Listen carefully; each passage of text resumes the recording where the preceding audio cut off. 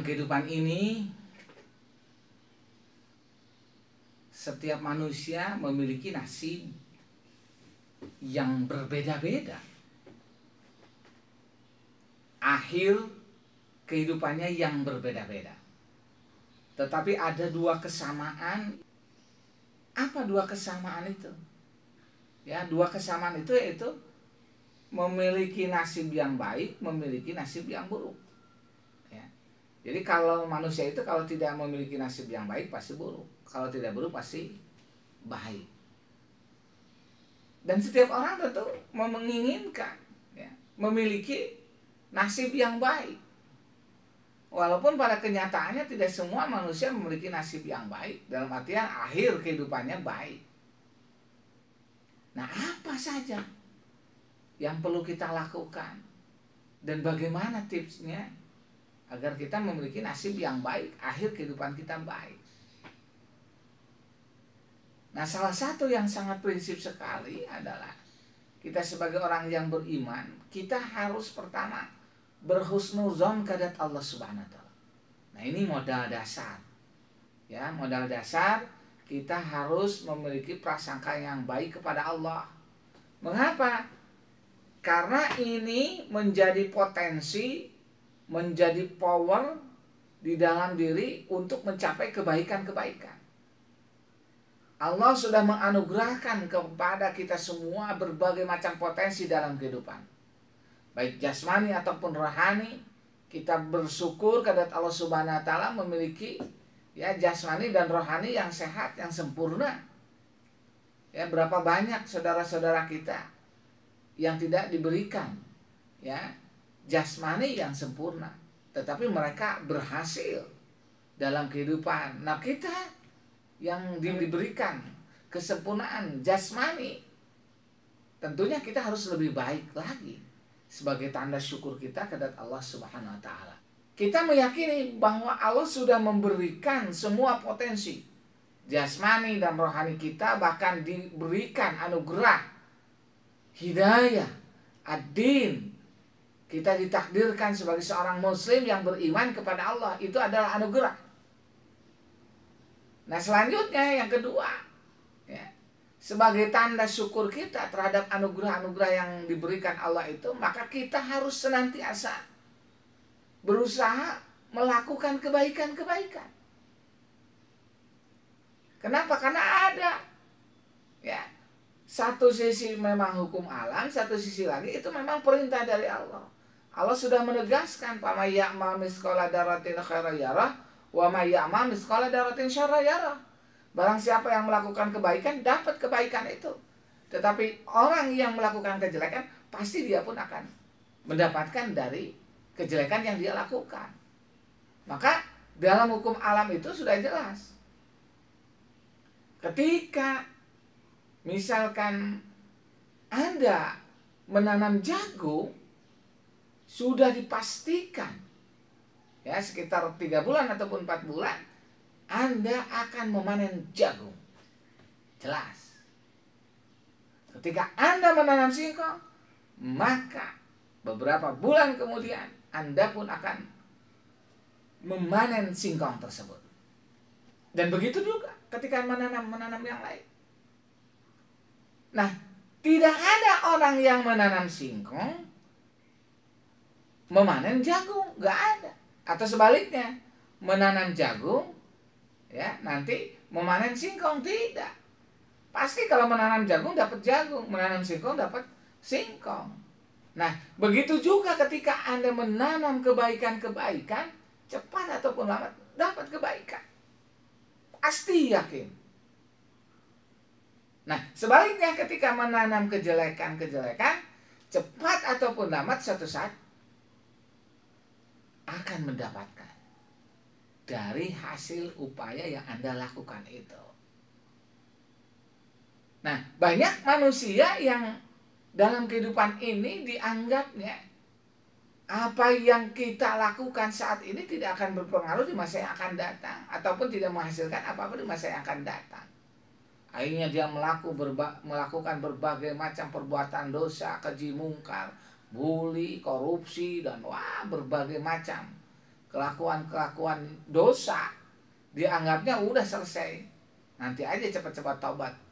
Nah ternyata tidak demikian. Pasti suatu saat dia akan mendapatkan apa yang dia lakukannya. Ya, mungkin dia kena KPK kalau korupsi. Ya, kalaupun misalkan dia tidak kena oleh KPK, mungkin oleh sebab-sebab yang lain. Pasti ada saling keterkaitan dari apa yang kita lakukan dengan nasib kita. Ya, keyakinan kita kepada Allah ya akan mendorong kita untuk senantiasa mensyukuri apapun yang diberikan Allah, sehingga kita terus berkarya, melakukan kebaikan-kebaikan dan melakukan amal soleh. Nah maka barang siapa yang menginginkan ya kebaikan, justru dia wajib melakukan kebaikan-kebaikan, amal soleh itu. Insya Allah cepat ataupun lambat kita akan mendapatkannya. Gitu ya. Bahkan berbagai macam kebaikan-kebaikan itu, kata baginda Rasul, akan memutus mata rantai, menghapus semua hal-hal yang negatif, semua yang jelek-jelek. Ya, maka kata baginda Rasul, ittabis sayyi'atal hasanata tamhuha. Ikuti berbagai macam kejelekan itu dengan kebaikan. Maksudnya ke siapapun yang melakukan kejelekan kepada kita, kita lakukan kebaikan kepadanya. Dan kita terus senantiasa melakukan kebaikan. Kalaupun kita melakukan perbuatan dosa, cepat-cepat taubat kepada Allah Subhanahu wa taala. Tamhuha. Maka pengaruh, efek, dampak negatif yang kita lakukan akibat dosa-dosa kita ini akan terhapus dengan sendirinya. Itu janji Allah melalui baginda Rasulullah SAW. Bahkan semua kebaikan-kebaikan yang kita lakukannya itu, selain menghapus semua kejelekan-kejelekan yang sudah kita lakukan, akan mendatangkan kebaikan-kebaikan yang berlipat ganda. Maka seorang yang bertobat dari dosa yang besar, sebesar apapun dosanya, ketika dia benar-benar bertobat kepada Allah, lalu dia istighfar, lalu dia melakukan kebaikan-kebaikan, melaksanakan segala perintah Allah, menjadi apa yang dicegahnya, taubatan nasuha, maka semua kejelekan-kejelekannya, semua dosa-dosanya akan dihapus oleh Allah Subhanahu wa taala. Semua dosa akan dihapus oleh Allah Subhanahu wa taala, diampuni oleh Allah Subhanahu wa taala, kecuali syirik kepada Allah Subhanahu wa taala. Jadi selama kita tidak melakukan syirik, menduakan Allah, ya, tidak menyembah kepada selain Allah, maka dosa sebesar apapun akan dihapus, diampuni oleh Allah Subhanahu wa taala. Ya, maka ada satu iwan yang berbahagia, ya, amanat, doktrin lah, ya, amanat yang sangat masya Allah, begitu dahsyatnya dan begitu sulitnya. Satu sisi mengucapkannya mudah, tetapi sulit untuk melakukan apa? Nah, guru kita semuanya pengasih Abah Sepuh, ya, memberikan amanat kepada kita, kudu asih ka jelema nu mikang ewa ka maneh. Harus mencintai orang yang membenci Anda. Coba bayangkan, ada orang yang mencaci maki, membuli, ya, menghina dina, ya, bahkan hampir-hampir mencelakai kita, ya, justru kita yang disuruh berbuat baik kepadanya, bahkan bertobat. Dan itu salah satu kelebihan orang yang beriman, yang benar-benar beriman.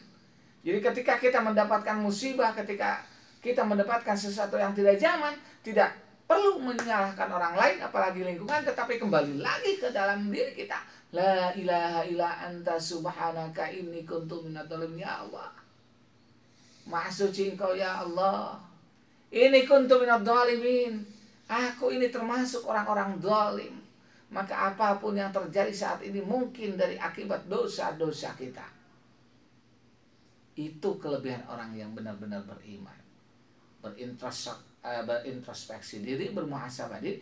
Semua yang menimpa ternyata ada kaitannya dengan apa perilaku yang kita lakukan. Maka pertama-tama dia setelah bermuhasabah itu, langsung istighfar, meminta ampun kepada Allah Subhanahu wa taala. Maka begitu selesai meminta ampun, memohon maaf kepada Allah Subhanahu wa taala, bahkan kepada orang-orang yang memang pernah kita aniaya, berbagai macam musibah, berbagai macam kejelekan mampu dipilah-pilah, bahkan mampu mencari celah-celah hikmah di sebalik itu. Itulah prinsip orang-orang yang beriman. Maka ketika ada orang yang mencaci maki, membuli sekalipun di hadapannya, mampu asih, ya, mampu mencintainya.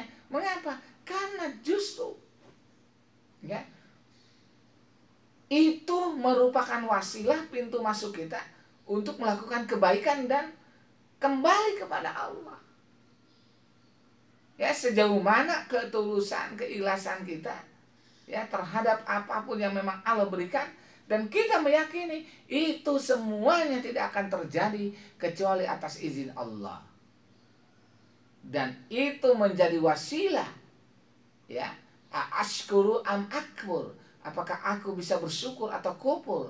Apakah aku mampu, ya, bersabar terhadap musibah ataupun tidak bersabar?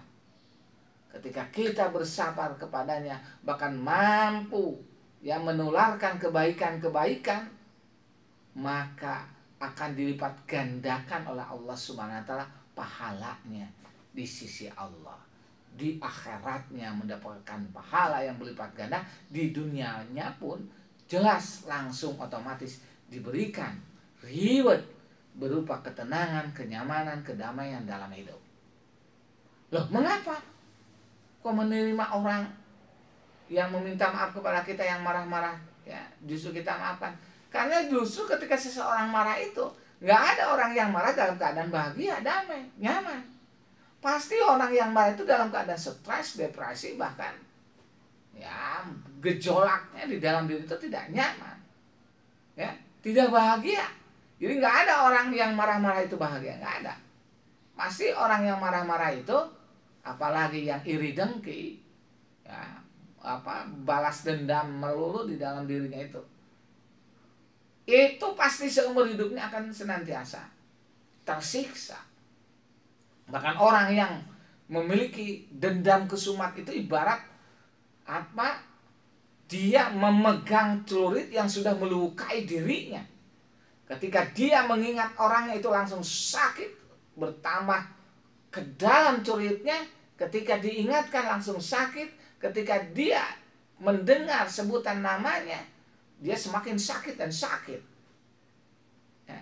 Kenapa? Karena dia dendam di dalam dirinya itu. Jadi selama ada rasa dendam itu, berarti ibaratkan masih ada celurit di dalam diri ini. Salah satu caranya agar kita bahagia itu adalah buang celuritnya itu, buang kebencian itu. Maka kita akan bahagia.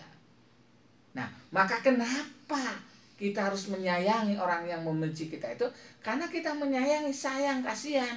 Orang yang membenci itu pasti dalam keadaan stres. Orang yang membenci itu pasti dalam keadaan tidak nyaman dan tidak bahagia.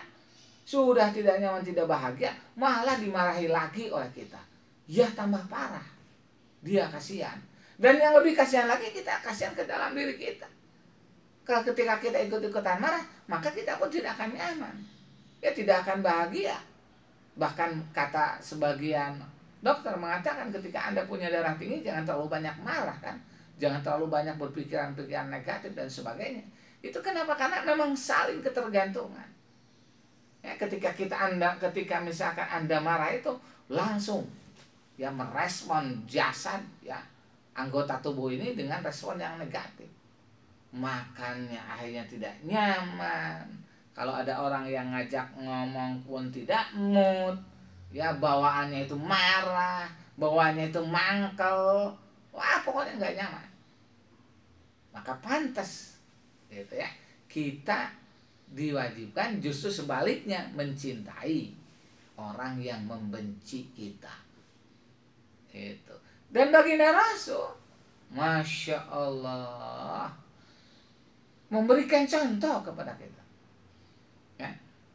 Itulah akhlak mulia yang patut kita contoh. Ya.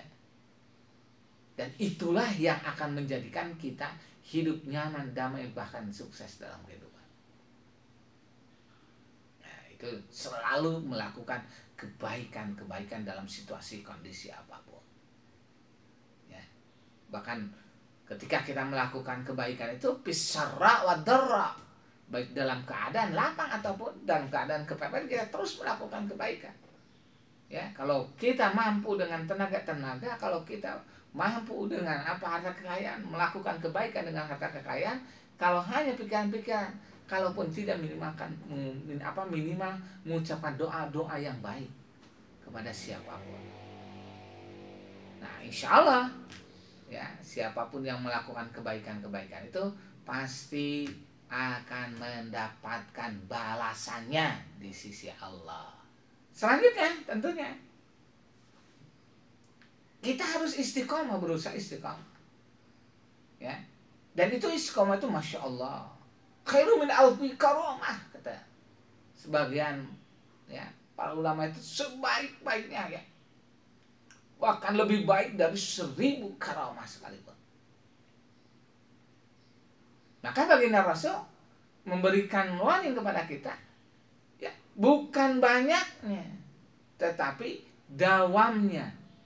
Ketika kita melakukan kebaikan, maka ibadah, melakukan kebaikan-kebaikan, amal soleh itu ya, yang sangat penting dan prinsip itu adalah bagaimana supaya kita terus istiqomah, sedikit demi sedikit, walaupun hanya 2 rakaat misalkan sholat sunat, walaupun hanya memberikan air minum sedekah kepada tetangga, selama kita istiqomah melakukan kebaikan-kebaikan itu, insya Allah ya, kita pun akan mendapatkan karamah barakah dalam kehidupan.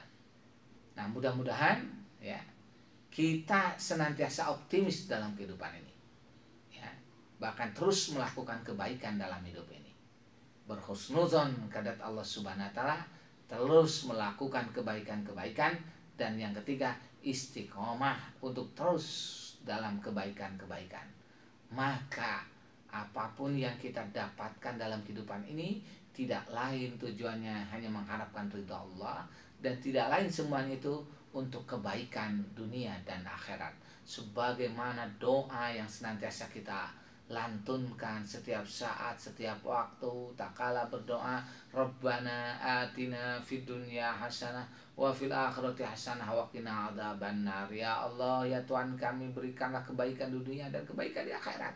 Wa qina adzabannar, dan jauhkanlah dari api neraka. Itu doa yang disebut juga doa sabut jakan. Itu ada doa yang senantiasa kita lantunkan. Tetapi doa saja tanpa ya action, tanpa perilaku yang baik yang tadi, tidak akan ada manfaatnya. Maka mari mudah-mudahan kita mendapatkan kebaikan dunia akhirat. Amin Allah ya rabbal alamin.